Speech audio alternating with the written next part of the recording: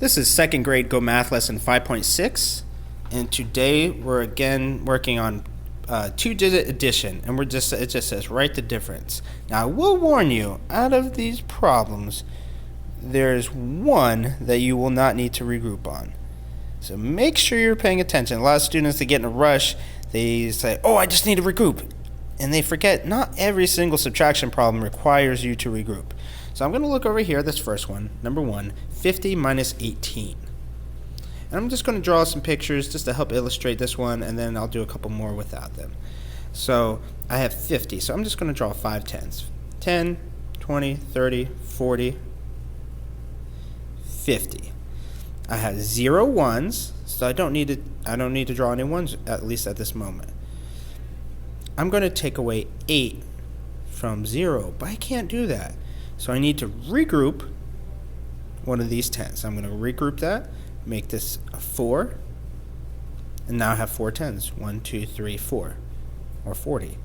But I'm moving that 10 over to the 1, so I now have 10 ones. 6, 7, 8, 9, 10. So I'm crossing out the 0, and I'm putting 10 because I have 10 ones now. 10 minus 8 is 2. So I'm just basically taking 2 out. 1, 2, 3, 4, 5, 6, 7, 8. All right. I'm sorry, I did that the opposite. I apologize. A text had shown up on my phone when I was trying to film it. It threw me off. I'm subtracting 8. So that's 2, 4, 6, 8, and now I have 2 left. So 10 minus 8 is 2, and that's why it's always important to check your work there, because even myself, I made a simple mistake. I'm going to take one more 10 away because I have minus 1 10 right here. If I look, I have 1, 2, 3 10s remaining, so my answer is 32. We'll look over here, and this one I'm going to do without the pictures, because eventually you do have to learn how to do this without the pictures. And I can't subtract 7 from 3. So I'm going to regroup. I take 1 10 away. So instead of 40, now I have 30. But I'm moving this 10 over here. So 10 plus 3 is 13. 13 minus 7, if I count up, 7, 8, 9, 10, 11, 12, and use my other finger, 6. Answer 6. And 3 minus 1 is 2. 26. Now, I know a lot of parents are like, why don't we just do everything like this?